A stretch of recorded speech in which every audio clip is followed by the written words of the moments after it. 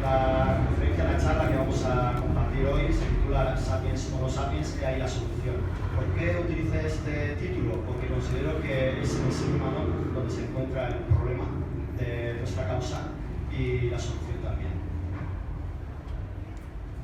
Siempre me gusta contextualizar sobre lo que vamos a hablar, es decir, hacer una primera composición del lugar. Vamos a hablar de animales. Y esta ya es una invitación directa para empezar a pensar y actuar como especie. Esto es un tip o es una nueva visión, el pensar y actuar como especie. El hecho del lenguaje es poderoso, el lenguaje crea realidades, así como las realidades también crean lenguaje. Entonces, el hecho de referirnos a los otros animales como los animales y nosotros y nosotras como seres humanos, ya estamos estableciendo una diferencia. Por eso que como activistas, si entre el público se encuentran activistas, yo os invito a que hagáis una revisión de nuestro propio lenguaje. Y empezando por la cuestión que os comparto ahora, la de animales. Entonces, las coordenadas serían animales. Y en particular, bueno, pues para justificar la composición, para justificar no solamente esta charla, sino nuestro activismo, considero que es fundamental el concepto de la no necesidad. ¿Qué significa la no necesidad? Significa que los seres humanos, para poder vivir, no necesitamos utilizar a los otros animales, en líneas generales, y siempre dentro de un contexto de un núcleo urbano, civilizado. No estamos hablando de X poblaciones que se encuentran en X selva tropical, sino, por ejemplo, en Ciudad de México. En Ciudad de México, como humano, no necesitamos utilizar ni asesinar a otros animales para poder vivir. Salvo, y aunque resulte contradictorio, polémico, he de decirlo, en el campo de la experimentación.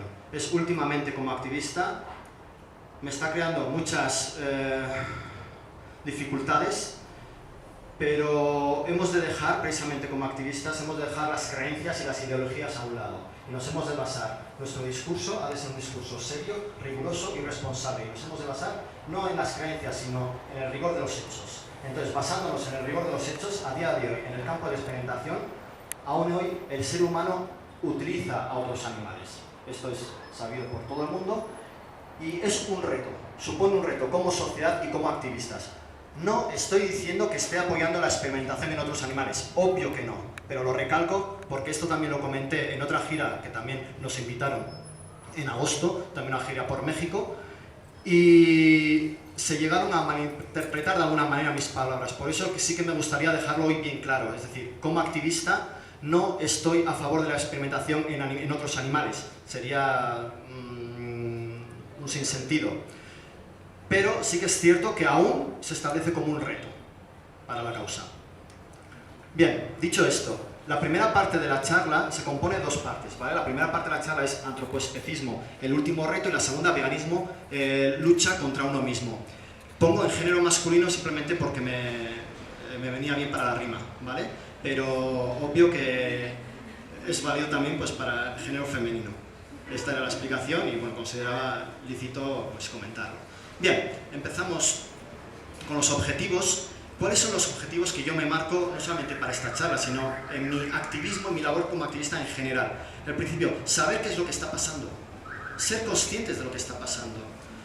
Aunque ahora mismo me veáis aquí como ponente ofreciendo una charla, esto no quiere decir que yo haya sido activista y haya sido ponente toda mi vida, que va, en absoluto.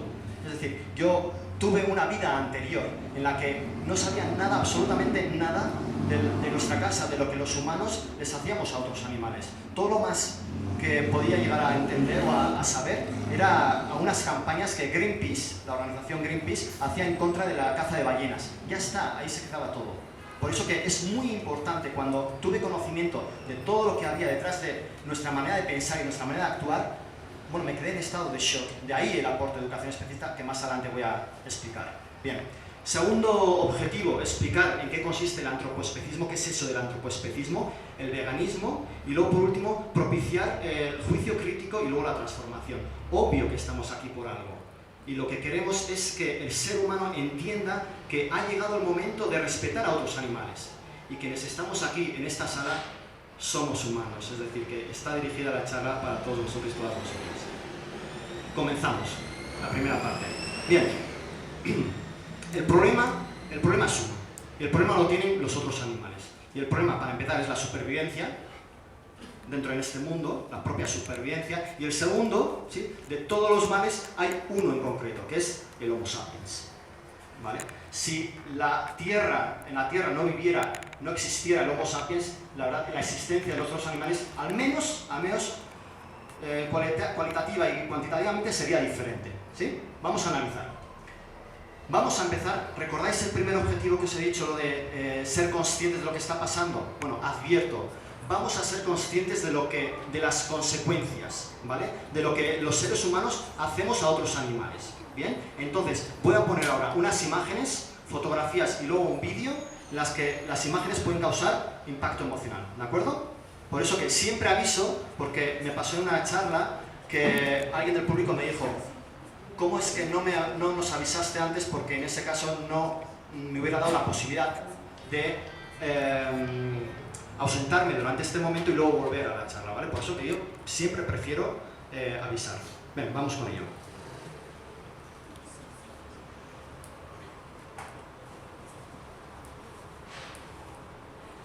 Las imágenes que estamos viendo pertenecen precisamente al trabajo de la fotoperiodista Sofía Dumat de Clamor de Libertad, que tenéis estas mismas fotografías y muchas más, las tenéis aquí en esta exposición contigua.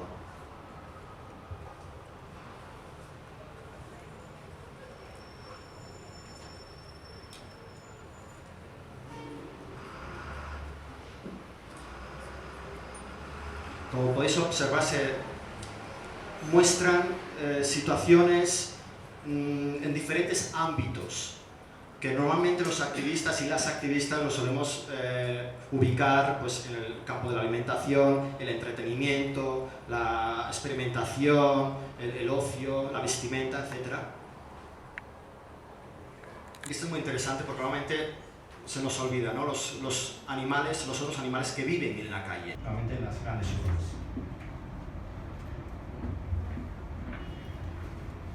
Bien, como decía, un trabajo de la fotoperiodista Sofía Dumat, que precisamente tenéis aquí la exposición. Porque, claro, el movimiento ya tiene unos años y que más que menos, pues gracias precisamente a las redes sociales, en parte, los medios de comunicación, pero ya mínimamente ya hay manifestaciones en la calle. Quizás no son tan nuevas estas imágenes, pero para poder ubicarles, yo os invito a hacer un viaje en el tiempo, ¿vale?, y equipararlo con el periodo de la esclavitud negra del siglo XVI al XIX, ¿vale?, para entender de qué estamos hablando. Si bien es cierto que estas imágenes que os acabo de mostrar para los activistas son comunes, pero para la gran sociedad en sí no lo son. Sin embargo, las tenemos que visibilizar, los hechos de violencia especista. Entonces, para entender, hagamos ese viaje y posicionarnos en alguien perteneciente al siglo XVIII. Cómo ha mamado desde bien pequeña, a través de la familia, de la sociedad en sí, estos hechos. El hecho de ver a otros que no son como nosotros, son negros y negras, en los campos de algodón, de tabaco, de azúcar, cómo llegaban los barcos a los muelles llenos de negros y de negras, cómo según les recibían, les estampaban un hierro candente para poner las iniciales del dueño.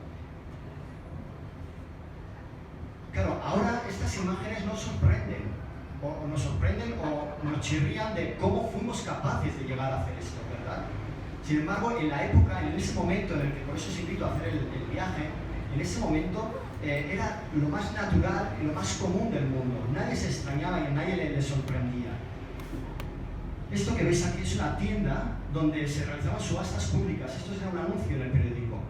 Es como si ahora, imaginad ese choque, no es como si ahora recogiéramos un periódico y anunciaran una subasta en la que se vendían y se compraban familias enteras. La mamá, el papá con sus hijos, con las hijas. Claro, esto pasó. Esto no es ciencia ficción. Entonces, siempre establezco este paralelismo como herramienta para entender qué es lo que estamos viendo ahora, ¿sí?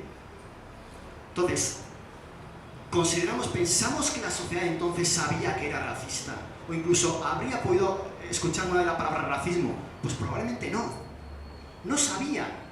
Probablemente esclavismo, la esclavitud, Probablemente sí, pero lo que es el racismo y la condición como racista, entonces, para mí personalmente resulta una herramienta terrible, súper importante, porque lo que establecemos el paralelismo, como el ser humano establece la diferencia, la no pertenencia al grupo, es decir, ya estamos unos y los otros, ¿sí? Los blancos y los negros, las blancas y las negras, cómo esa diferencia da pie a considerarse superior y en automático inferior al resto, y cómo la suma de la diferencia más la superioridad da lugar a la opresión. La opresión, esclavitud y asesinato, partiendo de una necesidad. Claro, los esclavistas necesitaban mano de obra gratuita, precisamente pues, para trabajar la tierra y para obtener unos múltiples beneficios. Entonces, este es el resumen. Por eso os invito a hacer este viaje en el tiempo. Y claro, el kit de la cuestión es que a día de hoy no sabemos que somos antropoespecistas y que vivimos rodeados del antropoespecismo, que lo explicaré más adelante, ¿de acuerdo? Y esto es súper importante. ¿Cómo vamos a luchar? Insisto, por ejemplo, en el siglo XVIII, ¿cómo iban a luchar contra el racismo si tan siquiera sabían que eran racistas? ¿Me entendéis por dónde voy? ¿Cómo vamos a luchar contra una enfermedad si no somos conscientes de que padecemos esa enfermedad? A menos que vayamos al médico o a la médica porque estamos sintiendo unos síntomas, y será el médico o la médica que nos diga, bueno, pues usted, pero si no sabemos que padecemos una enfermedad, ¿cómo vamos a erradicarla? ¿Y sabéis por dónde voy?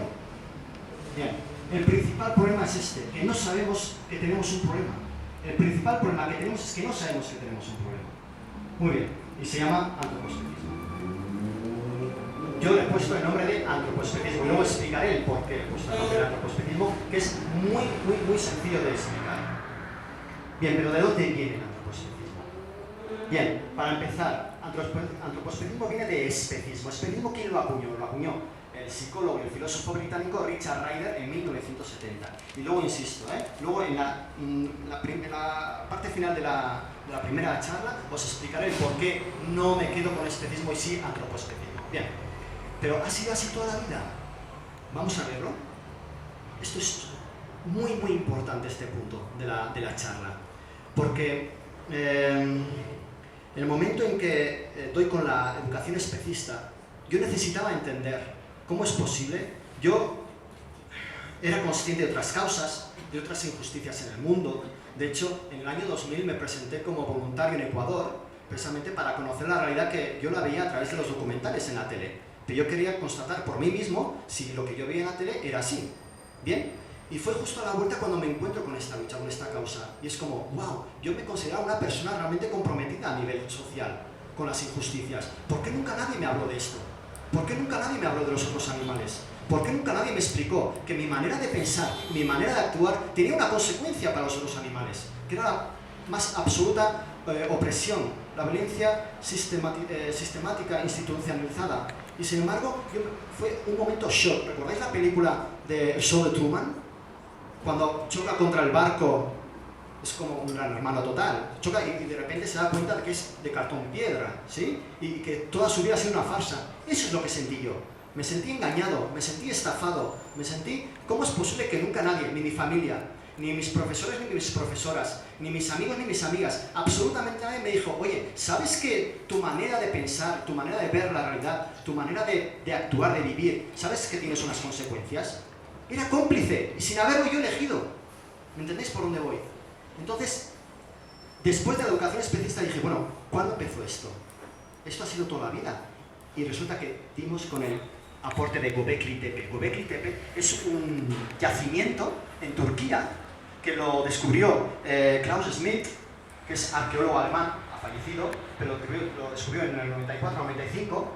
Göbekli Tepe en turco significa colina panzuda, era un montículo. Bueno, empezaron a escarbar y luego empezaron a reconstruir. A mí me encanta el trabajo de la arqueología, porque es como disponer las piezas del puzzle. Al fin y al cabo es lo que tratamos de hacer como labor de activista, es disponer de descubrir esas piezas del puzzle e intentar ordenarlas y a ver qué mensaje nos lanzan. Esto es exactamente lo mismo. Bueno, ¿qué nos dijeron? Mirad lo que descubrieron.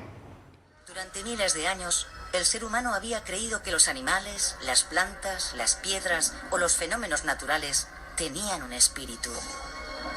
El hombre no era más que una pequeña parte de la naturaleza.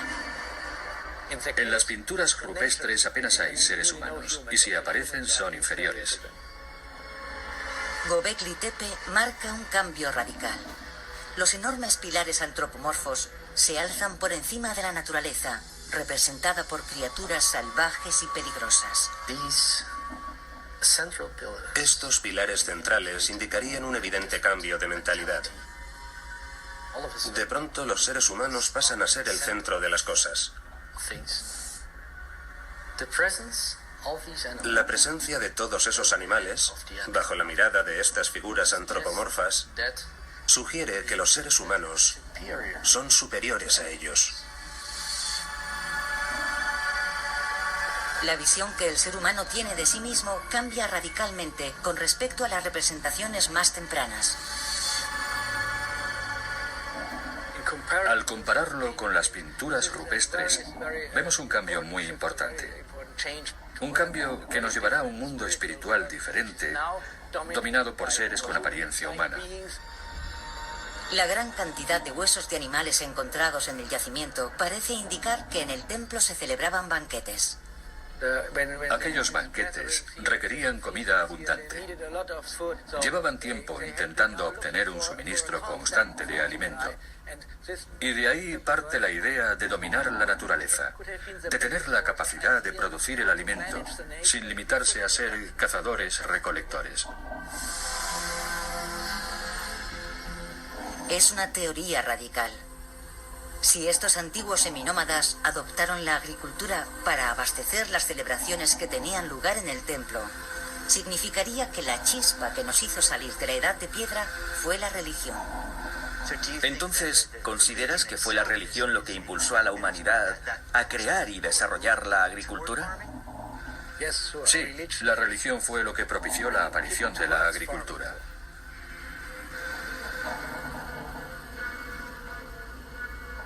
Siempre hemos pensado que la religión se desarrolló cuando el hombre adoptó la agricultura, pero esta religión es anterior. ¿Cuál era su propósito?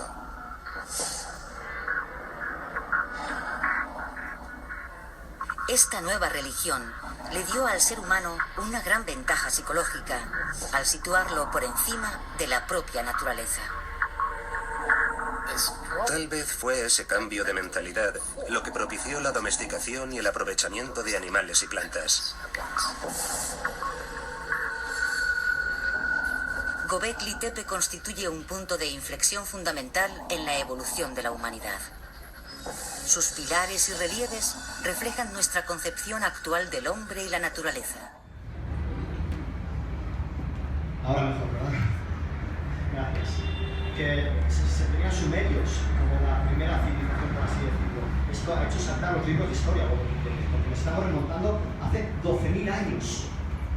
Hace 12.000 años se está hablando. Por cierto, que si queréis ver el documental entero se llama La Cuna, buscáis en YouTube La Cuna de los Dioses, ¿vale? Bueno, esto es increíble. Yo el momento en que doy con este aporte es esa pieza capital, esa pieza angular del puzzle que faltaba precisamente para conformar la explicación, una explicación rigurosa. Entonces, es fundamental, es capital entender lo de Göbekli Tepe, el aporte de Göbekli Tepe. ¿Qué significa? Es cuando se produce esa ruptura, ese quiebre psicológico-emocional. Es el momento en el que el ser humano, lo habéis escuchado, como en las antiguas pinturas rupestres, el ser humano, la imagen que se proyectaba de sí mismo era idéntica de tamaño o incluso menor que el resto de los otros animales. En este momento es cuando empieza a proyectar la imagen de mayor tamaño. El hecho de empezar a verse a sí mismo fuera de la naturaleza.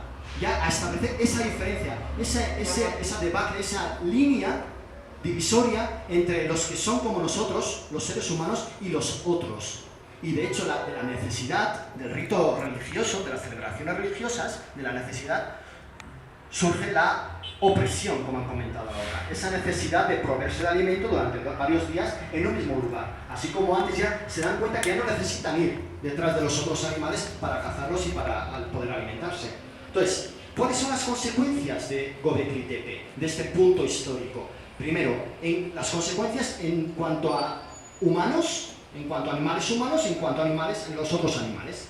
Humanos, la jerarquización. el hecho de ella de establecer ya las diferencias. Y el hecho de establecer diferencias, el segundo plano pasa a la supremacía, ¿sí? La exacerbación de la condición humana, es decir, el otorgar a la especie humana un peso moral, un peso específico, en detrimento de las otras especies, un peso especial. Y por tanto, comentan, cuando veáis el documental entero, comentan que Göbekli Tepe supuso un punto de partida también, un punto de apoyo para otro tipo de opresiones también. Consecuencias para los otros animales. Obvio, la subyugación, la no pertenencia para empezar, es decir, lo que comentábamos, ¿no? La diferencia, establecer la diferencia. No me voy a cansar de comentar esto porque es clave, la diferencia y la supremacía. La cosificación, ya dejan de ser,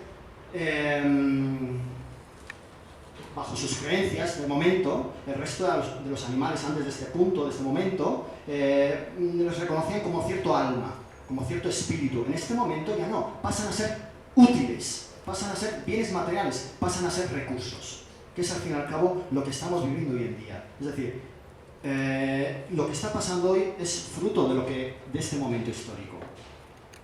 Seguimos adelante. En imágenes, que es muy visual para reconocer y para almacenar, sería esto. Como en un primer momento estábamos en el mismo plano y en automático dejamos. ¿Por qué? Porque nos consideramos diferentes y nos consideramos superiores y por defecto inferiores. Seguimos hasta ahora muy bien, ¿verdad? Este sería la infografía o sería el diseño, ¿vale? Como de la necesidad, claro, necesitan alimentarse. De la necesidad, la diferencia, la pertenencia. Esto es lo que hemos explicado. Primera referencia bibliográfica, si queréis saber más, ahondar más sobre esta cuestión. Esto para mí es capital como activista. Si sois activistas y consideráis que es necesario formarse, autoformarse, este es un libro fundamental, de Charles Patterson. En inglés se titula Eternal Treblinka, en castellano, en español, diría que lo peor del libro es el título. No sé por qué lo tradujeron así, pero bueno, dice ¿por qué maltratamos tanto a los animales? Como si el problema fuese la cantidad, ¿sí? Y el subtítulo dice un modelo para la masacre de personas en los campos de exterminio nazis. Súper interesante. Esta parte de cómo se originó todo, brillante, simplemente brillante. Y luego otra segunda referencia bibliográfica, Sapiens, de animales a dioses, de Yuval Noah Harari, que no sé si lo conocéis o lo habéis leído, pero también capital, ¿vale? Fundamental también. Que también, por cierto, en Sapiens, también Yuval también hace referencia a Göbekli Tepe, también lo menciona. Vale, ¿cómo se ha podido perpetuar? Es decir, ¿cómo ha llegado hasta nuestros días? ¿Cómo es posible? Estamos hablando hace 12.000 años. ¿Cómo es posible que nuestra mentalidad sea la de hace exactamente, salvando las diferencias, que la de hace 12.000 años? Bueno, tenemos algunas pistas para dar. Por ejemplo, ¿qué legado nos dejó Aristóteles? Pues Aristóteles reconocía a los otros animales como desprovistos de razón y objetos inanimados. Y en su trabajo La política decía que los otros animales estaban para servir al hombre. Esto estamos hablando de hace 300 años antes de Cristo. Unos 2000 años después, es decir, Descartes, el pensamiento cartesiano, ¿sí? Descartes y sus discípulos, ¿qué legado nos dejaron? Pues lo reconocía como máquinas, autómatas, sin la capacidad de sufrir, de sensibilidad y sin capacidad de raciocinio. Es decir, que cuando le escuchabas a otro animal gemir o quejarse, era simplemente como un carruaje que le faltaba un poquito de aceite por echarle. Esto es lo que... Y aunque parezca mentira, tú luego vas a la calle, pones un stand informativo y la gente, somos meros replicantes. Somos meros replicantes. Estamos diciendo lo que dijo Descartes, lo que dijo Aristóteles, lo que recibimos de Göbekli Tepe y en un stand informativo o una conversación informal con tu familia, con tus compañeros, compañeras de trabajo, te dicen, no, es que los animales están para lo que están. No, es que ha sido así toda la vida. Es que primero las personas, luego los animales. Cuando estamos en esta información te dicen, primero las personas, eso no es Göbekli Tepe, es replicantes, llama la atención cómo es posible cómo funciona nuestro cerebro, nuestro disco. Bien, pero entre medias, entre Aristóteles y Descartes, tenemos el aporte de la religión católica apostólica romana, ¿vale? Pero bueno, que también vale para otro tipo de religiones monoteístas. En este caso, en Génesis, ¿qué es lo que nos dice? Mirad, dice, sobre todo en negrita, dice, procread y multiplicad. Esto se supone que es un mandato divino, que Dios nos ha dejado este mensaje a los que vivimos aquí en la tierra. Y dice, sometedla, henchid la tierra, sometedla, y aparte es imperativo, es una forma verbal del tiempo imperativo, es decir, es una orden. Sometedla y dominad sobre los peces del mar, sobre las aves del cielo y sobre los ganados y sobre todo cuanto vive y se mueve sobre la tierra. No tiene desperdicio. Con esto solamente se podría dar una charla. Es un imperativo y lo estamos cumpliendo. Y estamos aquí para poner en cuestión esto. No solamente esto, sino Göbekli Tepe, Aristóteles, Descartes, esta es nuestra labor. Y es el dar a conocer para invitar a la reflexión, para que seáis capaces de tomar una decisión, ¿sí? Al fin y al cabo recuperar ese poder de decisión. Bien, esto es lo que comentaba, que esto lo escuchamos constantemente. Y ahora entended, como activistas, quienes estéis, entended ahora por qué la gente dice esto, pero la gente que nosotros mismos también, yo mismo también decía esto. Nuestra familia, nuestros amigos, nuestras amigas, pero entended, ¿de dónde viene todo esto? Es lo que estoy intentando, es como tomar cierta distancia, tomar perspectiva, ¿vale? Es como alejarnos de la tierra, como analizar al ser humano, pero desde lejos. Eso es lo que estoy intentando hacer, ¿de acuerdo? Bien.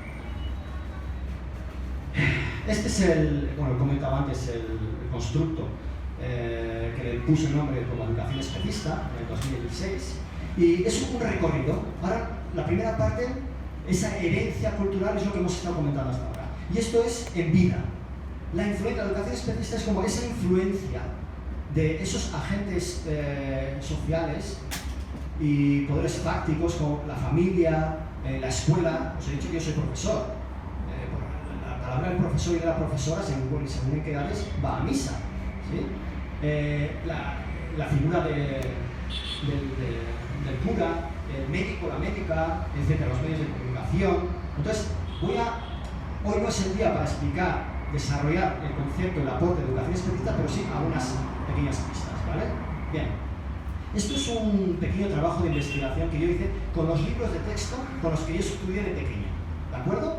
Es decir, a mí, cuando me choco contra ese escenario de la película esta del show de Truman, cuando me encuentro en ese momento shock, recuerdo que era principio de curso, yo era profesor por la especialidad de educación física, pero también para complementar la carga lectiva, también fue en mis primeros cursos de tutores que das otras materias, pues matemáticas, sociales, bueno, total, que tuve ocasión de conocer el programa de otras materias, que hasta ahora no las impartía, por tanto no las conocía. Entonces, fue ver en esos libros actuales, fue ver cómo había un mensaje especista o antropoespecista bien claro. Entonces, ¿qué hice? Fue ir a casa corriendo y rescatar los libros de texto con los que yo había estudiado de pequeño. ¿Pero con qué me encontré? Mirad.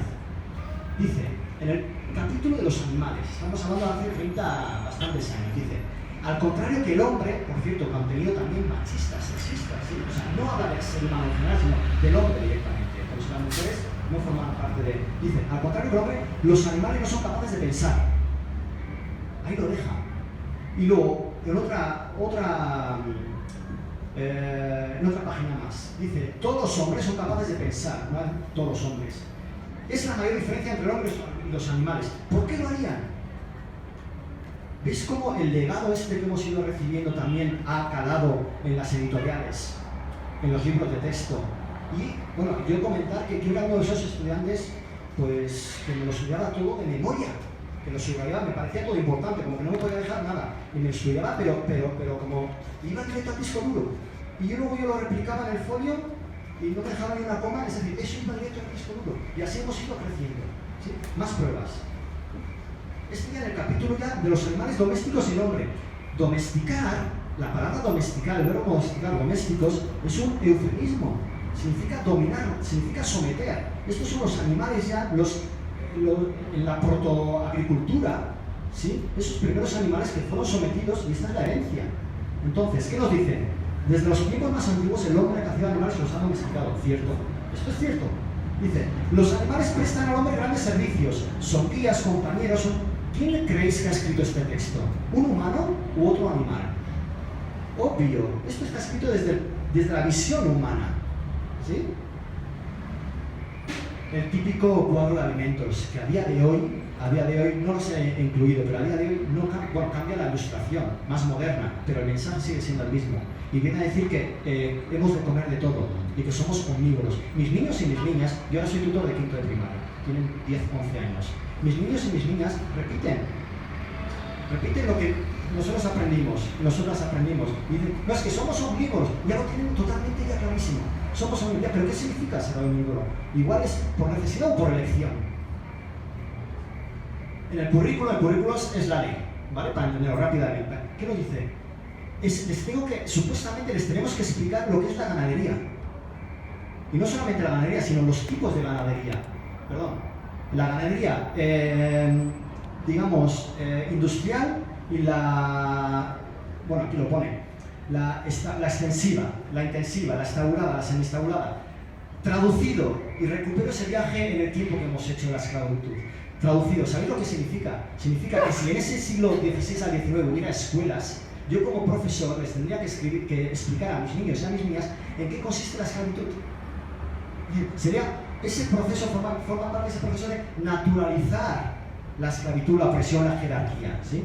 Por cierto, hablando de esclavitud, antes por los nervios, yo, según la charla, luego ya me voy relajando, ¿vale? Pero al principio estoy muy nervioso. Entonces, se me ha olvidado mostraros dos objetos muy importantes, muy significativos, que tienen que ver con la esclavitud. El primero es este.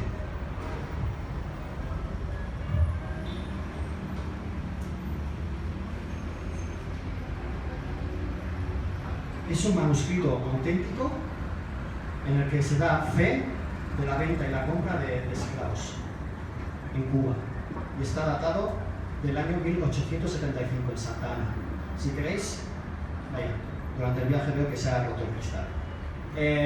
Si queréis, luego lo paso, ¿vale? Para que lo tengáis en vuestras manos, porque el texto no tiene pérdida. Merece la pena leerlo, de verdad. Este es uno, ¿vale? Para decir que esto existió, esto es verdad.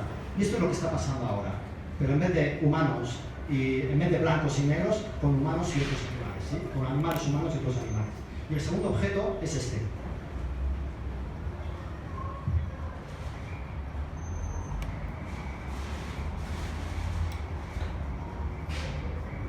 Un hierro enmarcado. Este es un hierro enmarcado utilizado para otros animales. Caballos, vacas, etc. ¿Sí? Y es para establecer el paralelismo. Es una forma muy evidente, muy clara, muy nítida, de que es exactamente lo mismo, que tenemos ante nosotras y ante nosotros una responsabilidad de ser conscientes de lo que está pasando y de que no deberíamos dar la espalda a lo que está pasando, sino tomar posición. Esto es exactamente lo mismo a lo que ocurría entonces. Ese momento es crucial, ese momento en el que a la víctima se le estampa el hierro candente, ¿sí? Y en automático, si no lo era ya en automático, de ser alguien, de ser un sujeto, pasa a ser una propiedad, pasa a ser algo, pasa a ser un bien material, ¿sí? A disposición completa del dueño, ¿sí? Bien, os dejo aquí por si luego lo queréis echar un ojo. Y ahora sí que seguimos adelante. Esta es no son imágenes que he sacado yo de internet, sino esto es una excursión de mis niños y mis niñas que hicimos a una granja escuela. Utilizan este nombre, esta connotación pedagógica, cuando en realidad mirad qué imágenes, mirad bajo qué contexto están conociendo a los otros animales. Y fue tremendo, fue terrible, porque hacíamos un recorrido y nos iban mostrando a los diferentes animales que ahí vivían, y conejos, cerdos, cerditos, bebés, y no os podéis ni imaginar, a pesar de que la máquina está tan bien engrasada, no os podéis imaginar qué grado de empatía aún guardaban nuestros niños y nuestras niñas. Es decir, a pesar de que el guía cogía a los conejos, por ejemplo, del pescuezo, los niños y las niñas los cogían con sus bracitos, ¿sabes? Era espeluznante, como activista, como profesor, pero como profesor activista, fue una experiencia impactante, porque es constatar cómo, de qué manera, in situ, en el momento, les estamos transmitiendo la cosmovisión, les estamos transmitiendo el prejuicio, ¿sí? Cómo naturalizar el hecho, porque no nos explicaban luego a dónde iban a parar, sino mira qué bonitos son. O sea, nos explicaban hasta dónde les consideraban oportuno, ¿sí? Esta es una estructura, ¿conocéis esta estructura para qué se utiliza? Es normalmente en granjas intensivas, es cuando la mamá ya está embarazada y para no perder a más esclavos que son sus bebés, porque esclavista, yo utilizo esta estrategia, y como activista os invito a que utilicéis vamos a ver claramente las cosas por su nombre. Si es opresión, digamos opresión. Si es esclavitud, digamos esclavitud. Por más que pintemos del color del arco iris, la esclavitud nunca va a dejar de ser esclavitud, nunca va a dejar de ser jerarquía ni opresión. Entonces, los esclavistas lo utilizan a las cerdas para que no, con su propio peso, en el momento de nacer, para que no les aplasten, para que no se queden con un menor beneficio. Esto también es yo no sé si he comentado el País Vasco, en Navarra, yo trabajo en Navarra, es una comunidad, y esto es un Sendaviva, se llama, es un centro, al fin y al cabo. Y claro, pues les encanta, claro que existe y tenemos todas y todos una cierta curiosidad, una gran curiosidad por conocer a otros animales, pero desde una manera justa y de consideración, no desde la propia esclavitud, ¿sí? Bueno, sigamos. Muchas veces me dicen, esto era una definición de educación especialista, pero como vamos con el tiempo un poco apurados, a ver, muchas veces nos comentan que es imposible hacerle entender a la gente lo que es el especismo, lo que es la educación especista, y esto no es verdad. Esto no es verdad. Estas son mis compañeras y mis compañeros. Esta es la charla. Esta misma charla no, pero la charla de educación especialista, explicar lo que es la educación especialista. Estas son mis compañeras y mis compañeros del centro anterior al que estuve. Este es del mayo pasado. O sea, en mayo de 2018. Y lo entendieron perfectamente. Entendieron perfectamente lo que era el racismo. Entendieron perfectamente. Y yo les decía, es el gesto, como ahora mismo, es el gesto más noble que yo ahora mismo puedo tener con todas vosotras y vosotros. Los activistas somos ese tipo de gente que decimos a la gente la verdad, por más que incomode. Deberíamos de ser ese tipo de gente. Entonces, compartí y les decía, frente a frente, que eran racistas, como fuimos todos racistas. Y les preguntaba, ¿acaso si el racismo era justo? Pues exactamente lo mismo con la educación especista y con el antropospecismo. ¿Seguís? ¿Dónde voy? Y no solamente con el claustro de profesoras y profesores, sino también estas son mis madres y mis padres. Mis madres y mis padres. A ver, yo tengo una madre y un padre. Pero las madres y los padres de mis niños y mis niñas, ¿vale? Del aula, ¿de acuerdo? O sea, no solamente no te denuncian, porque hay que hacer una composición del lugar. Hay que entender que ahora mismo, no solamente a nivel matemático, o sea, de 10, 9, no solamente no son activistas, sino que forman parte de la cosmovisión, forman parte del hecho injusto, por así decirlo, ¿vale? No solamente te denuncian, sino que vienen a tu charla a interesarse por la educación especista. ¿Eso qué significa? Que es, siendo racista, llevando a mi hijo y a mi hija a una institución en la que están recibiendo educación, un currículo racista, hay un profesor, el profesor de mi niño y de mi niña, me va a explicar qué es la educación antirracista o la educación no racista. ¿Entendéis ahora de qué estamos hablando? A mí me podría, y de hecho he tenido algunas experiencias graves, en el que en un centro me pegaron el toque para decir, baja 2 marchas, porque la siguiente va a ser, los padres y las madres van a ser que te van a denunciar la educación. Y los padres y las madres en el departamento de educación tienen muchísimo peso. Entonces hay que saber también muy bien sopesar y ponderar a ver en qué momento no hay que subir una marcha o hay que bajarla. Pero estas son las madres encantadas y querían marcharlas. Y lo siguiente va a ser, que eso sí que yo no lo había planteado nunca, va a ser dar una charla sobre nuestra causa, sobre el animal humano, sobre los otros animales, sobre la jerarquía, sobre la diferencia, sobre la opresión, a sus hijos y a sus hijas, a mis niños y a mis niñas. Porque me decían, siempre les decía, ¿y a dónde vas el fin de semana?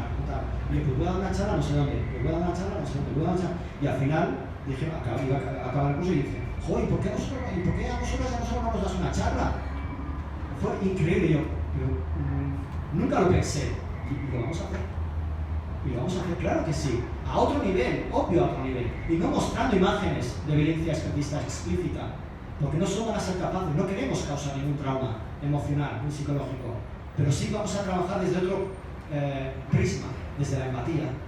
desde el concepto de la familia, desde el concepto de la amistad, que sí que va a ser un aprendizaje significativo porque vamos a hablar el mismo idioma, ¿sí? Bien.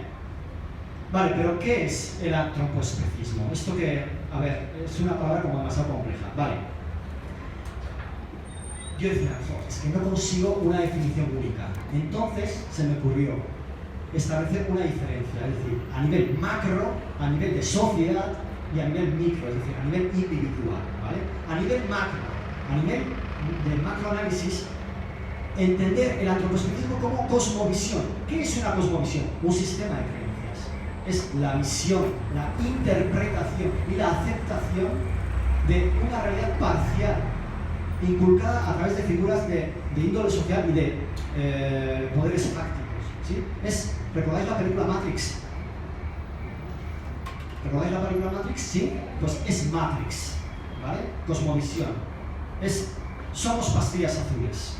Aquí estamos para informaros de que somos pastillas azules y que en realidad formamos parte de un sistema informático, de un programa informático en el que se nos ha ocultado de forma deliberada lo que es la realidad en sí. Han puesto un mundo ante nuestros ojos para ocultarnos la verdad. Pues esto es exactamente lo mismo. El antropoespecismo es Matrix. Entonces, en nosotras y en nosotros está dejar de ser pastillas azules para pasar a ser pastillas rojas. Es una metáfora, pero nos sirve muchísimo. Yo tengo una compañera en concreto, pues de cara a ayudarnos mutuamente a formarnos, entonces lo primero que le dije fue, vete a ver la trilogía Matrix y luego hablamos. Y es cierto, o sea, Matrix es pura filosofía. Matrix sería la versión moderna de la alegoría de la caverna de Platón. Cómo los esclavos, las esclavas han sido proyectadas unas siluetas, unas imágenes, y los esclavos y las esclavas creen que es una realidad, cuando la realidad está fuera de la cueva, y es el sol. Por eso que cuando hay alguien que se libera, ese sol que es la verdad, le ciega, ¿verdad? Pues Matrix es pura filosofía. Bien, bueno, como cosmovisión, claro, mirad, la de sistemas y la de poderes que están inmersos en él, la que forman parte. El sistema educativo, el sistema cultural, el poder económico, el poder político, el poder legislativo, el poder judicial. Es decir, es absolutamente, da igual donde pongas el dedo en el mapa, ahí va a haber antropoespecismo, va a haber Matrix ahí. Mi definición, cosmovisión dominante, ¿vale? Porque puede haber otro tipo de cosmovisiones. La nuestra es otro tipo de cosmovisión, vemos la realidad de diferente manera ya, pero a día de hoy es la cosmovisión dominante, ¿sí? Fundada sobre la ideología y práctica supremacista hacia los otros animales, legitimizando su cosificación y obvio su opresión. Esta sería mi definición, ¿vale? A nivel macro, vamos ahora a lo micro, es decir, a nivel individual, ¿cómo atañe? ¿Cómo nos influye? Bien, mira qué interesante, antropoespecismo como prejuicio. Esta explicación, justo antes de venir aquí ahora a México, hay otra activista de la organización Bezada, que no sé si conocéis, del País Vasco, Ainara Martínez, y el segundo apellido lo vamos a ver, nos explicó en qué consistía, porque tiene lo suyo, lo que es prejuicio, lo que es estereotipo, lo que es discriminación, ¿vale? Entonces vamos a intentar hacer una breve explicación, ¿vale? Sin ser yo en absoluto conocedor, sino me arriesgo a compartir con vosotros y con vosotras. Entonces lo que nos enseñó fue que el prejuicio en sí, el prejuicio es una actitud. En el diccionario de filosofía de Ferrater Mora, actitud se reconoce como pensamiento más acción, ¿vale? Entonces, el prejuicio es el todo, pero está dividido en partes. La primera parte sería el estereotipo. El estereotipo es la parte cognitiva del prejuicio, ¿vale? La idea, el componente cognitivo, que los juicios, las creencias, ¿sí? Lo que pensamos sobre blancos, negros, lo que pensamos sobre los demás, los animales, los otros animales. ¿Qué visión tenemos sobre el cerdo? ¿Qué visión tenemos sobre las vacas, sobre los ratones, etcétera? ¿Sí? La segunda parte del prejuicio es el prejuicio, que sería el componente emocional. Hay emociones de por medio. Hay emociones de por medio, y esto es muy interesante, y lo vamos a ver luego por qué. Y luego la discriminación. La discriminación es el componente actitudinal, comportamental, es la acción. Es la idea que yo tengo, más ese componente emocional, es cómo lo llevo. Es el hecho de crear el perjuicio. Del prejuicio pasamos al perjuicio, al daño. ¿Me seguís más o menos por dónde voy? ¿Sí? Muy bien. Entonces, ¿qué es un prejuicio? Esto es lo que también nos seguí explicando Ainara. Bien, hay diferentes partes. La primera parte, la no pertenencia. Lo que hemos comentado antes, voy un poquito más rápido, ¿vale? La no pertenencia, es decir, están los unos y los otros. Esto es capital, ¿vale? Para establecer, bueno, como prejuicio, el establecer diferencias. El segundo, la manipulación. La manipulación es cómo creemos realmente, generación como tras generación, creemos directamente lo que nos cuentan, lo que nos informan, heredamos la información sin ponerlo a prueba, sin hacer un análisis crítico, sin decir si lo que nos está contando es así o por el contrario hay otra manera de ver las cosas. ¿Sí? Hablando de manipulación, este es un ejercicio, bueno, para empezar, yo soy del País Vasco, entonces formamos parte del modelo de enseñanza, que significa que todas nuestras clases las damos en nuestra lengua, en euskara, ¿vale? Entonces yo ahora voy a poner, esto es un ejercicio que hicimos con mis niños y con mis niñas. Es una canción. Yo quiero que os fijéis en la melodía, ¿vale? Y luego también en las imágenes, ¿vale? Os voy a poner la canción.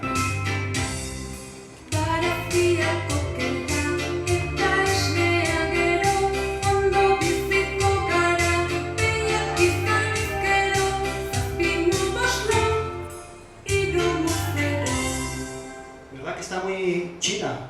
Está muy chida la canción. Es como... Y claro, todos los niños y todas las niñas, qué maravilla, ¿no? Pero, ¿qué dice la canción? Está diciendo, barazkiak es verduras. Okela es otro eufemismo que yo, por ejemplo, como activista, esto lo vamos a hacer mañana. Como activista jamás utilizo el término carne. Porque es precisamente lo contrario a nuestra causa. Como activistas hemos de visibilizar las víctimas y lo que ocurre con las víctimas. En el momento en que nos referimos a ellas como carne, las estamos sepultando, las estamos ignorando. Jamás utilizar el término carne. Entonces, carne, luego leche, es leche, qué bien viviremos siendo vacas. Y mirad, ¿qué os parece la ilustración? ¿Cómo están las vacas? Están sonrientes, ¿verdad? Se lo están pasando, ayer dijimos, se lo están pasando bomba. Bueno, ahora vamos a ver la realidad. Vamos a hacer vamos a contraponer lo que es la realidad con esta ejercicio. Este es un vídeo que se pasó en Antenne 2, creo que es, a nivel estatal en toda Francia. Ce jeune veau est né pendant la nuit. Il n'a que quelques heures et sa vie commence par un déchirement. À peine mis au monde, il est aussitôt arraché à sa mère.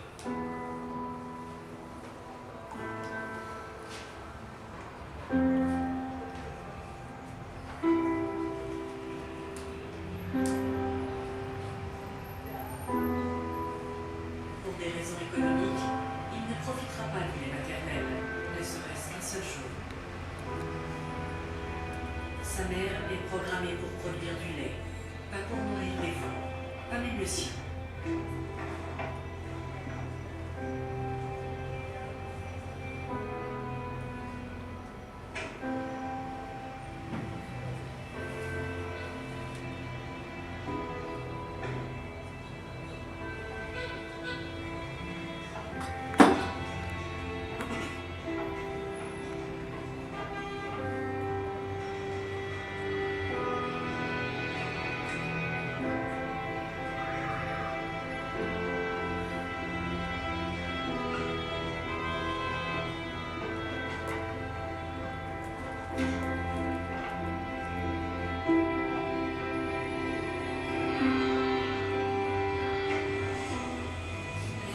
Ce veau est tout tracé.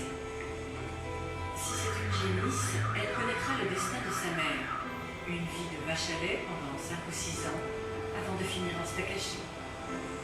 Si c'est un mâle, sa durée de vie n'excédera pas quelques mois.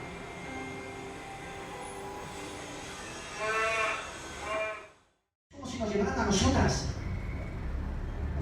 No fue necesario decir nada más.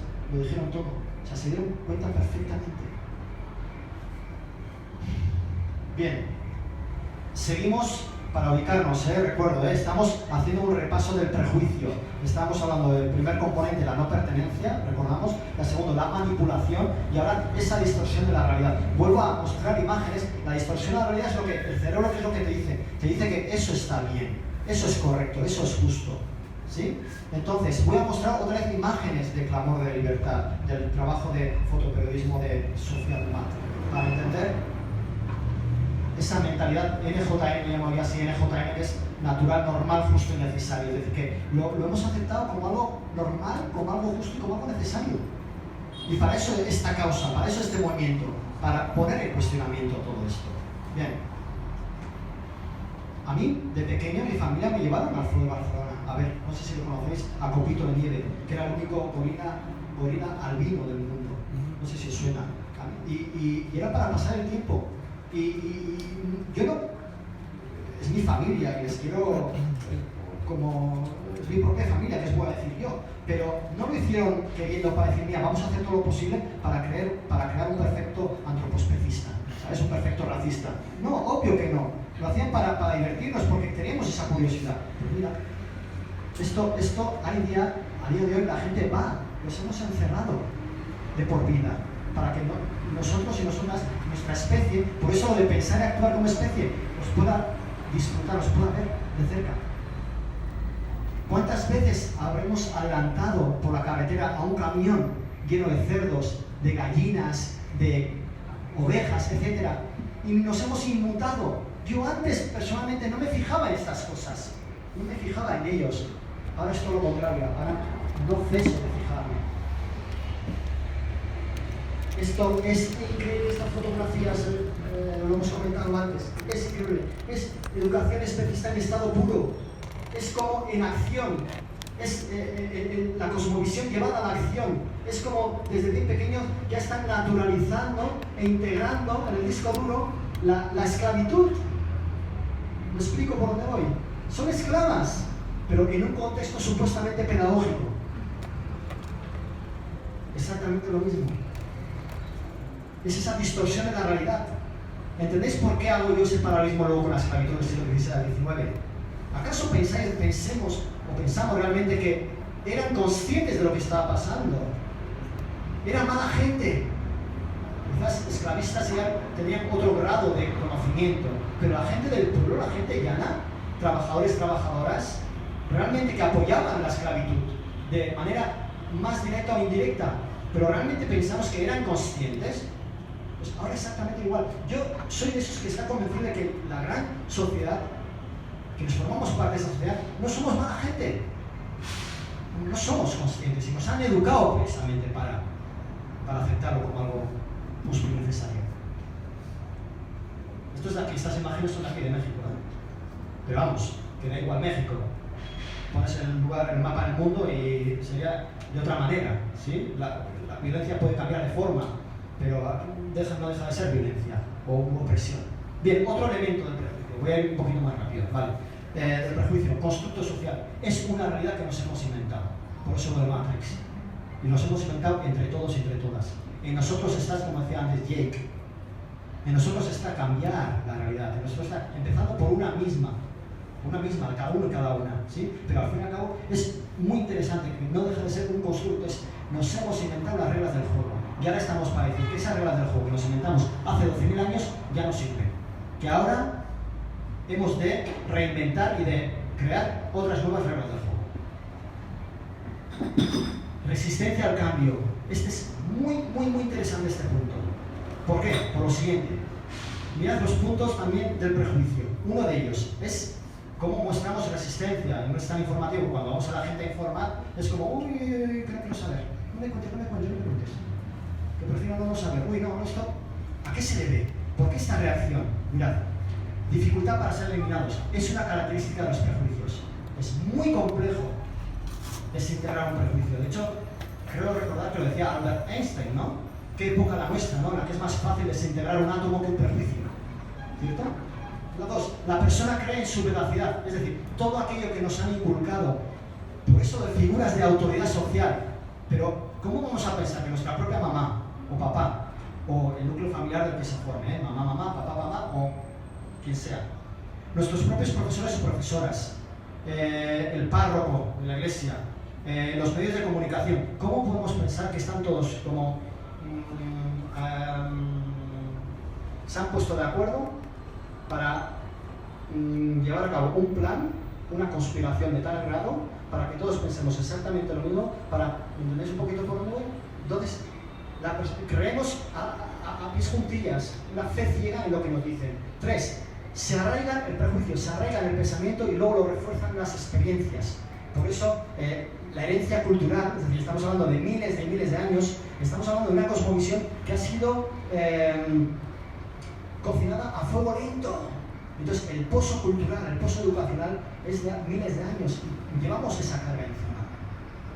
Y luego, la convicción impide refutaciones cuando diciendo, mira, por más que demuestres estas imágenes, por más que demuestres razones rigurosas, desde los hechos objetivos, el disco duro va a funcionar por cuenta propia. Va a decir, no, lo siento, pero yo no me creo esto.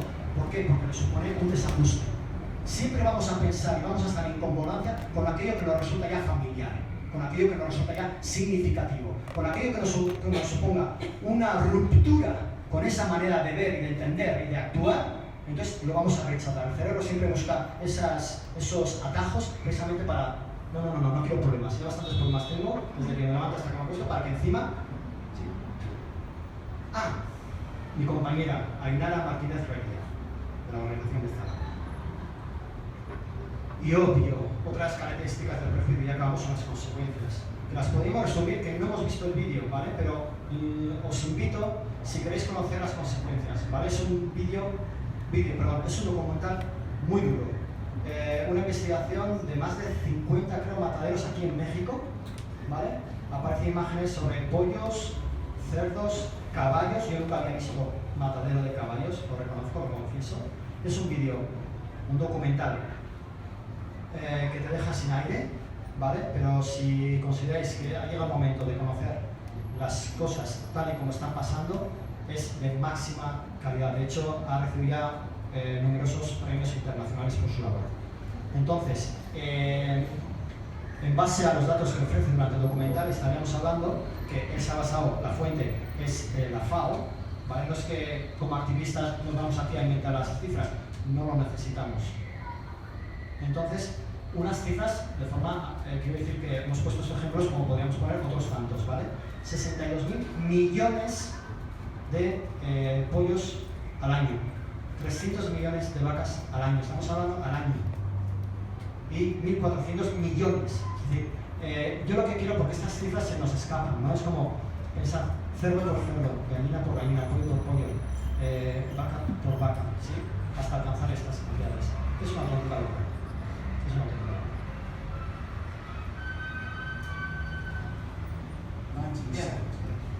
I coined the term speciesism to describe the prejudice against the other species and to draw an analogy with other prejudices like racism and sexism.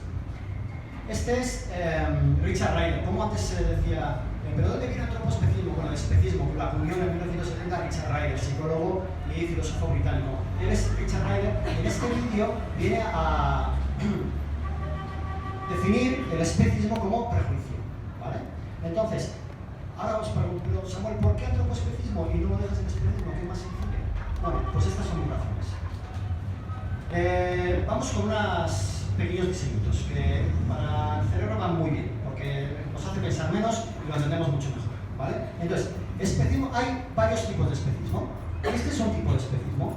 El especismo es otorgar mayor peso moral, mayor importancia, por ejemplo, a los perros que a los cerdos. Es decir, yo, por ejemplo, he convivido siempre con perros, o he convivido siempre con gatos o con gatas, y siempre les tengo empatía, les tengo cariño, forman parte de mi familia, los reconozco. ¿Establezco una diferencia? No, forman parte de mi grupo, pertenecen a mi grupo. Sin embargo, los cerdos, no. Los cerdos pertenecen al grupo de los otros. ¿Por qué? Porque es así como la herencia cultural y es así como el proceso de socialización, la educación especial, como nos lo han inculcado. ¿Me seguís?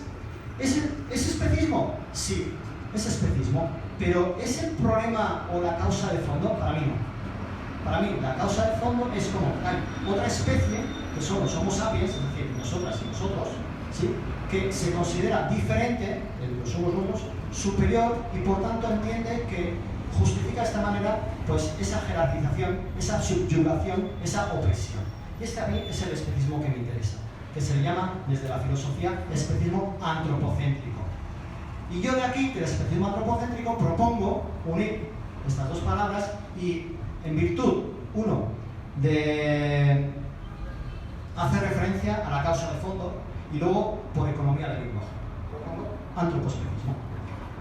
A todo lo llamamos especismo en el movimiento, quizás esto no sé si lo desconocéis, pero en el movimiento, en nuestra causa, de forma aleatoria se llama todo especismo, cuando se menciona, ¿sí? Todo es especismo.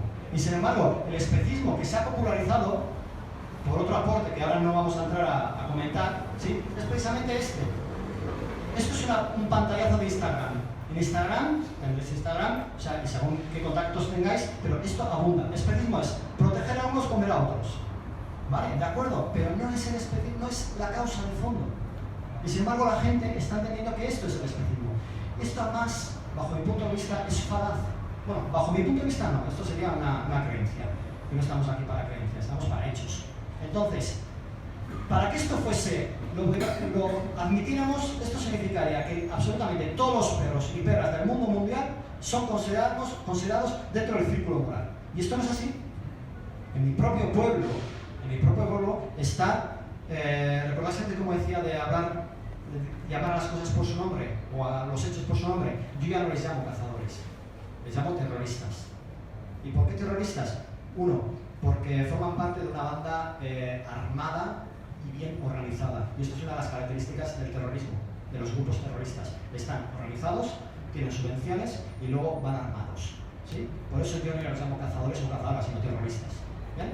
Entonces, en mi propio pueblo tendríais que ver cómo tienen los perros y las perras. ¿Cómo os imagináis? Y como activista es muy duro, porque muchas veces dices, no puedes hacer nada. No puedes hacer nada.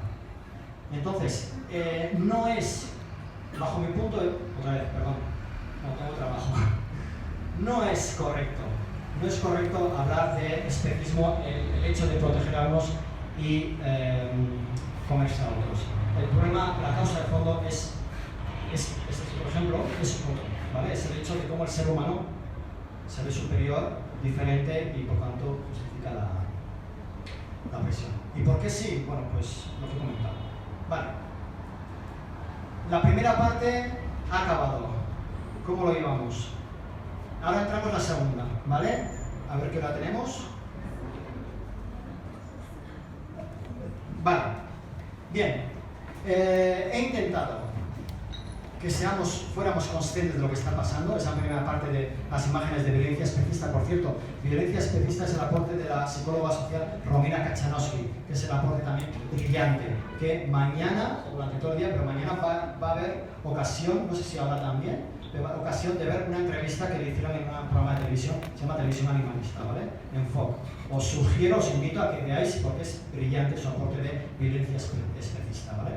Entonces, he intentado dar a conocer lo que está pasando, he intentado dar a conocer, explicar en qué consiste el antropoespecismo desde el macroanálisis como cosmovisión, ¿sí? El matrix, y desde la microanálisis desde el prejuicio, ¿vale? Tenemos esas herramientas para poder entender la realidad. Y luego, obvio que estamos aquí para propiciar el juicio crítico, para esas herramientas, suministraros herramientas para poder tomar decisión, ¿sí? El romper con el desconocimiento y con la penumbra, el no saber. Bien, empezamos la segunda parte. Hemos explicado el antropospecismo. Vamos a explicar ahora lo que es el veganismo, lucha contra uno mismo. Bien, ¿cuál es el objetivo? Pues exactamente lo mismo, pero explicar lo que es el veganismo. Bien, empezamos.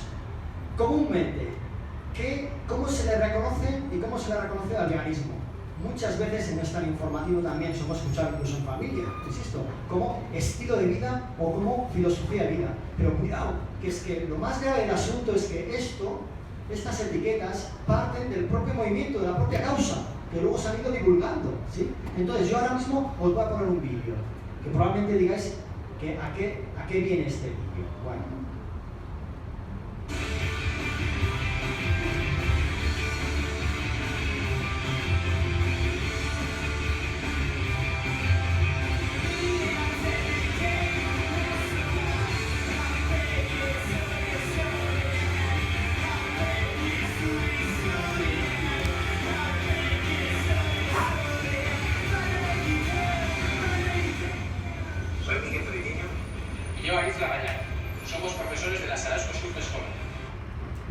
Bueno, la pregunta, bueno, ¿para qué nos pones este vídeo? Vale, la respuesta.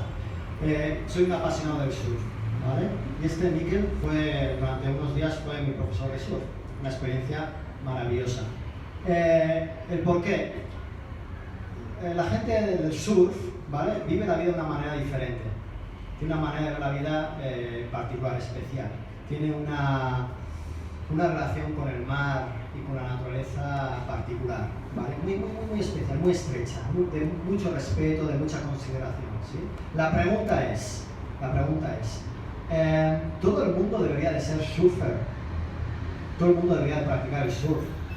Y es obvio que no. Entonces, estamos hablando del surf de una filosofía de vida, así como artes marciales. Yo también he practicado las artes marciales.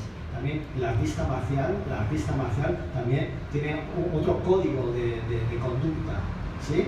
Entonces, sí que estaríamos hablando de una filosofía de vida que gira en torno al surf, que gira en torno al arte marcial, ¿sí? Pero por imperativo moral y ético, ¿deberíamos de ser sí o sí todos surfistas o artistas marciales? La respuesta es que no, ¿vale? Entonces, ahora es cuando yo planteo la otra pregunta. ¿El ser racista es una opción ser racista? Quiero decir que ¿podemos elegir entre ser racista o no serlo? ¿Podemos elegir entre ser machista o sexista y no serlo? Es decir, ¿estamos hablando de una opción? ¿Verdad que no? Entonces, no sé si se me ha entendido un poquito bien la comparación que hago con el surf. Es decir, el surf sí que es una opción. Tú puedes decidir ser surfer o no. Puedes decidir ser artista marcial o no. Pero obvio que no es una opción libre, desde el libre albedrío, no es una opción el ser racista. No, mira, es que yo prefiero ser racista. Y a mí me parece bien ser racista. O me parece bien ser machista. ¿Me entendéis un poquito por dónde voy? Bien. Vale, pasamos del veganismo como filosofía de vida o estilo de vida a veganismo como dieta. Es constante las publicaciones que hay en Facebook, en Instagram, que se relacionan el veganismo con un síntoma y en particular con la alimentación. Voy a poner alguna prueba de ello, ¿vale? Dice, comer carne, esto es de una organización, no estoy aquí para poner nombre, no me interesa entrar en discordia o entrar en qué organización sea, ¿vale? Me es indiferente. A mí lo que me importa es hacer un estudio crítico del discurso, ¿vale? Entonces, aquí arriba sí que venía el símbolo de la organización, pero lo he tapado porque a mí no me interesa la organización que sea, ¿vale? Me interesa el mensaje. Dice, comer carne es un hábito dañino para la salud y el planeta. Y ahí lo deja, lo relaciona con la alimentación. Y encima mira lo que dice, es un hábito dañino, es decir, como de esta manera va a conseguir supuestamente que te replantees el dejar de comer carne. ¿Recordamos el término carne? Bien. Esta es otra macro organización que dice, vegano por un día. Dice, planificador de menús. Ahora vamos a hacer esa lectura crítica, ¿eh? Vamos a ir dejando aquí, ¿vale? Pero hacer, por favor, una fotografía, ¿vale? ¡Paf! Dice, la diferencia entre vegetariano y vegan. Y vegan, mira con qué lo relaciona el vegan. Alimentación. Esta es una campaña ya en España, en Valencia. Y dice, ¿dónde pones el límite? Y aquí aparecen las imágenes de X otros animales. Dice, amigos, hasta aquí. Y luego a partir de aquí, comida. Todos los animales sentimos por los animales, por tu salud y por el medio ambiente. Es decir, está relacionado. El hecho de que tú tomes la decisión para ser vegano o vegana, ahora vamos a analizar qué es vegano o vegana, por ti. Por los animales, obvio, pero también por ti, por tu salud y por el medio ambiente. Vale. Esto más de cerca. Vale, y ahora vuelvo a ese viaje en el tiempo. Vamos a trabajar todos y todas a tomar esa nave del tiempo. Aterrizamos en el siglo XVIII y ahora vamos a hacer un análisis crítico para que veáis qué barbaridad, bajo mi punto de vista, ahora sí, es auténtica, es todo personal, bajo mi punto de vista, qué mensaje estamos lanzando a la sociedad.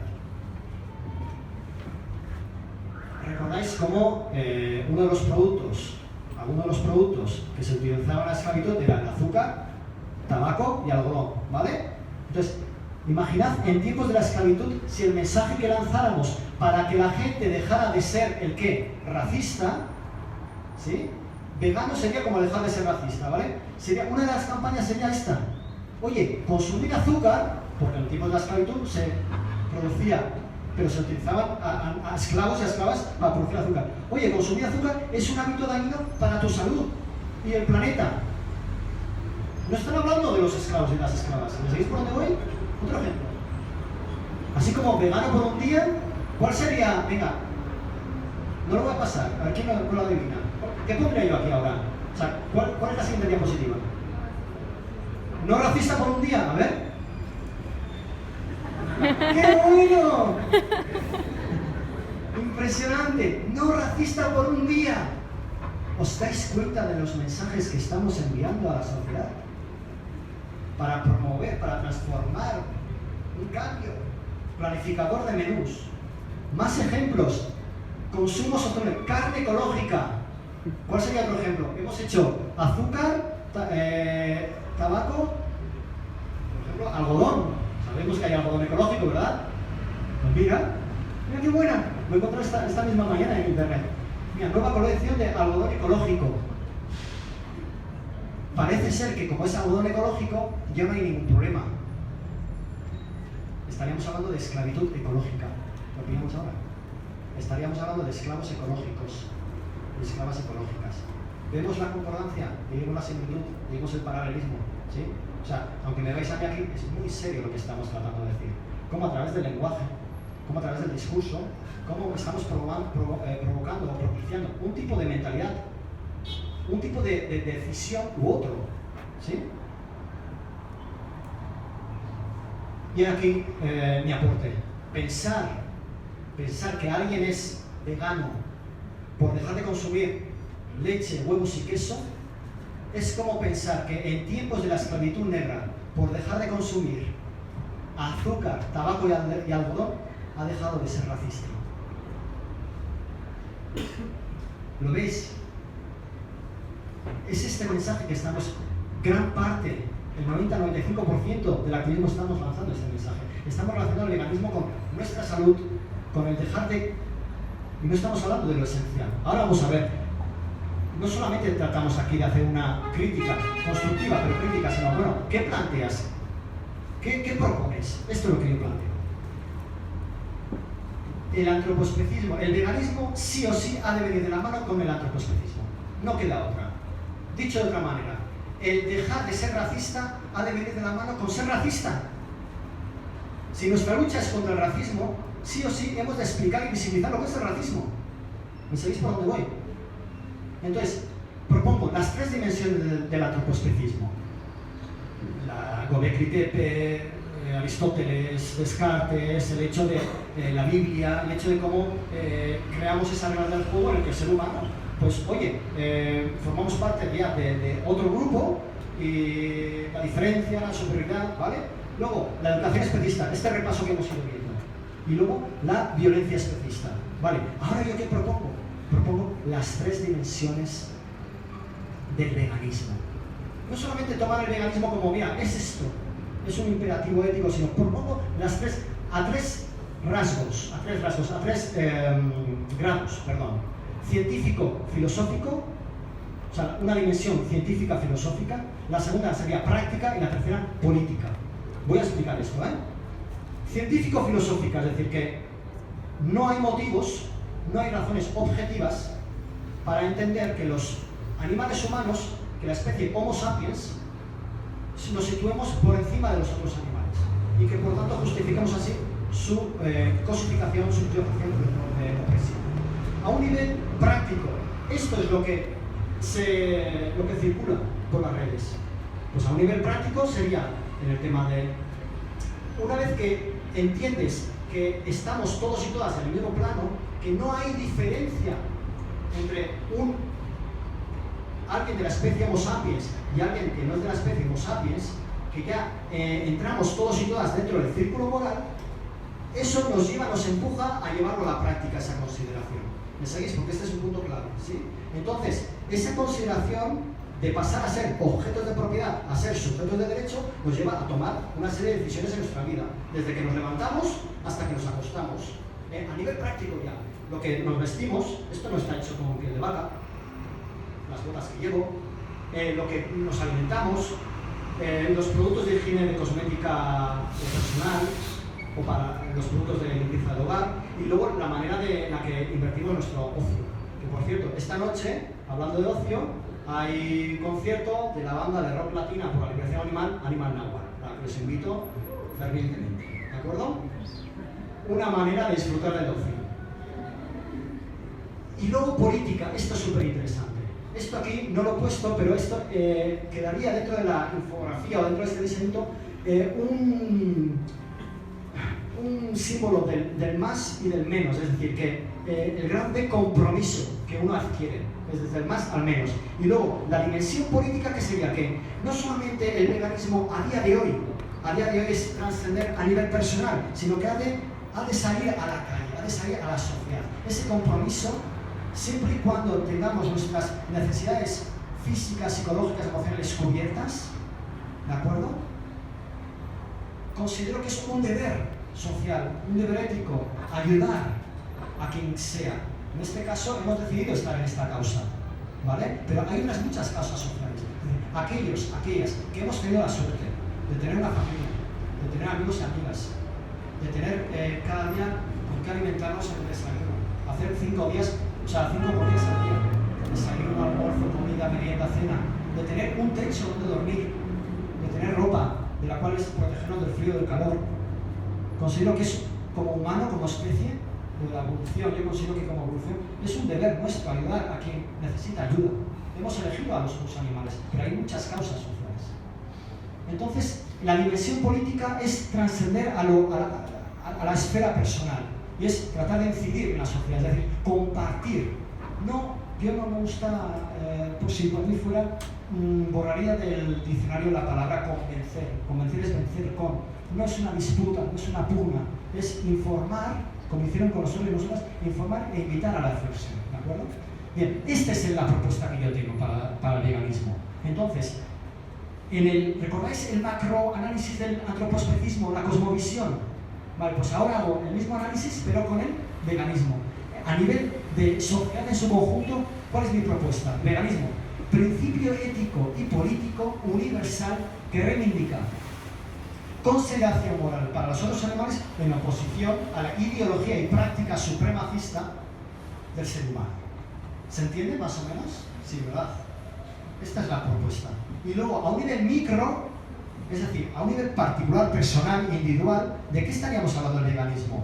El veganismo sería esa actitud de respeto. Recordemos la definición de actitud del diccionario de filosofía de Ferratar Mora, que es actitud es igual a pensamiento más acción. Es decir, yo ya he entendido que no soy diferente, he entendido que no tengo motivos para sentirme superior, que no tengo motivos para oprimirles. Entonces esto me lleva a un compromiso. Entonces es la actitud, el pensamiento lo llevo a la acción, actitud de respeto hacia todos los animales, contraria a prácticas y consumo de productos obtenidos a partir de su uso y o muerte. Porque hay otros animales que no pasan por la fase de esclavitud, por ejemplo los peces en el mar, directamente se les atrapa, ¿vale? Por eso pusimos y o muerte. Bien, ya estamos acabando ya, ¿eh? Esto es un vídeo que normalmente suelo poner, que no hay una sola gota de sangre, y sin embargo es como el de la mamá, vaca y su hija, pues que un poco pues para entender también, acompañar que son conscientes de lo que está pasando, son conscientes de lo que les estamos haciendo. Y es una invitación, ¿no? Pues para replantear todo aquello que hemos heredado y que nos han inculcado, ¿sí?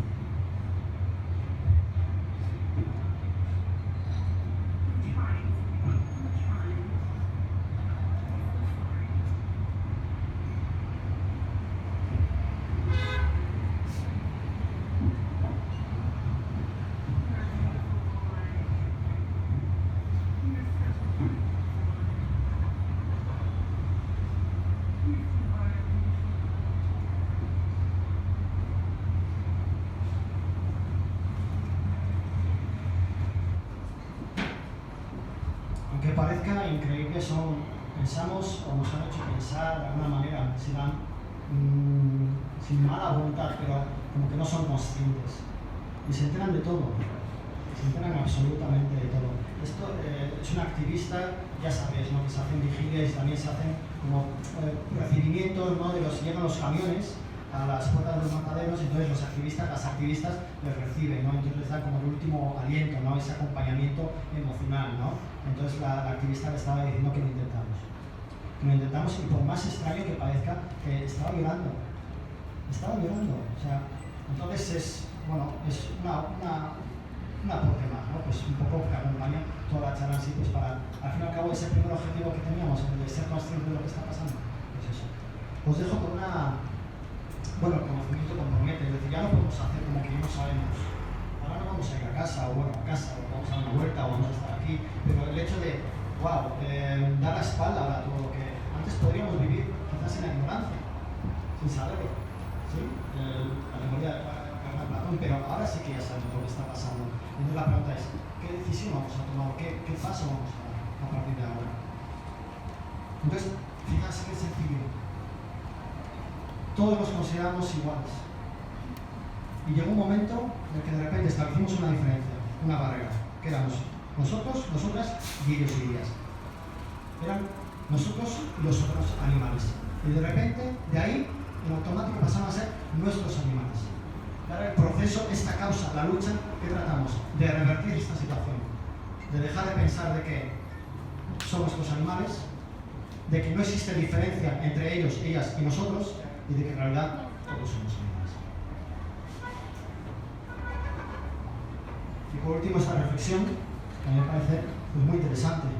El hecho de, al abrir una jaula, liberarás una vida, pero si liberas la mente, abrirás todas las jaulas. Muchas gracias.